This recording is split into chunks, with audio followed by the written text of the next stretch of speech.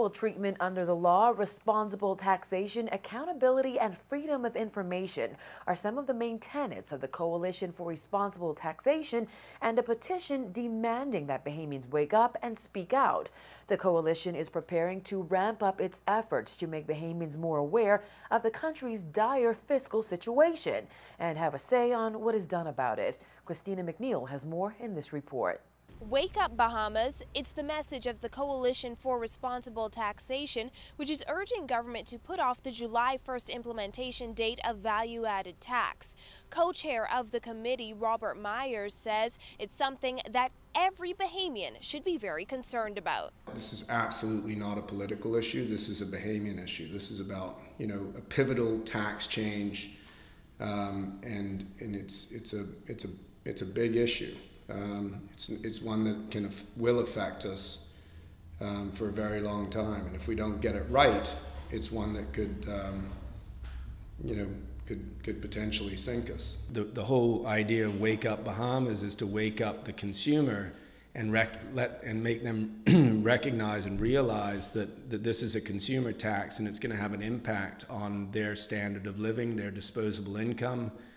And it's them that are going to be most effective. The petition, found on wakeupbahamas.com, encourages Bahamians to demand the facts, to understand how the Bahamas accumulated $5 billion in debt, to demand a delay in VAT implementation, and to demand alternatives to VAT.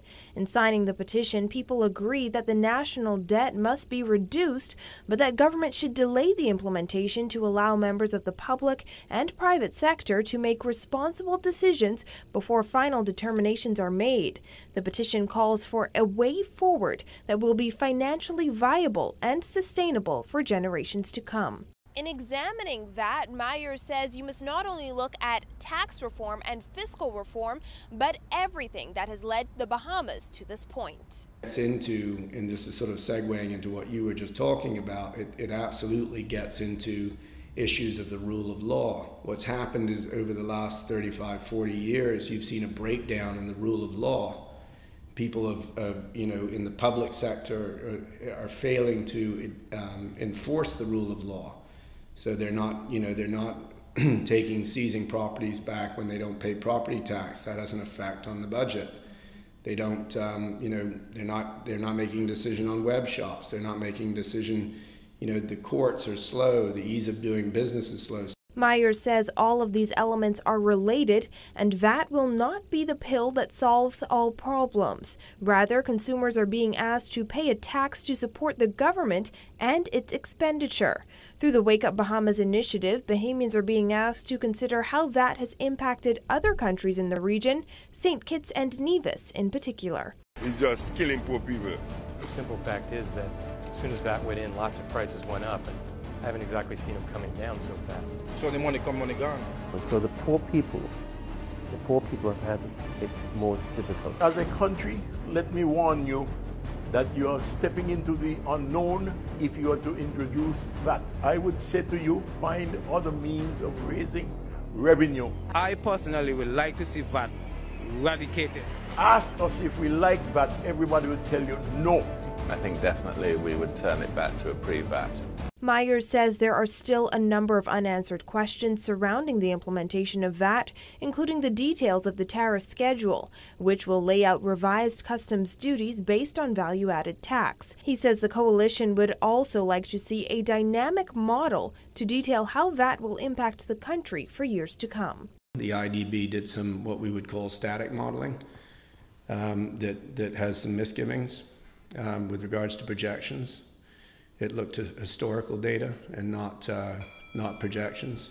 Our primary concern with that is the fact that because of the levels of consumer debt and because of the average wage of the consumer, we're very concerned that will have a damaging effect on the economy overall. And if it slows the economy or puts us back into a recession, the inevitable is that there'll be layoffs, there'll be cuts. And if the consumer fails, then the businesses will fail also. Up to airtime, the petition had more than 2,000 signatures, and it will run to late February. The momentum is definitely catching up. We look at the number of hits or petitions signed in the first week versus the second week. The second week is double what it was in the first week. So as this thing gets rolling, it clearly picks up some momentum. And then we would deliver that petition to the government and to the ministers and say, you know, listen, you've got X number of people in your constituency that clearly want to look at alternatives and slow this thing down. The Coalition for Responsible Taxation was founded in October 2013, and its members represent more than 20 major industry associations in the Bahamas, 700 businesses, and 60,000 employees. Reporting for NB12, I'm Christina McNeil.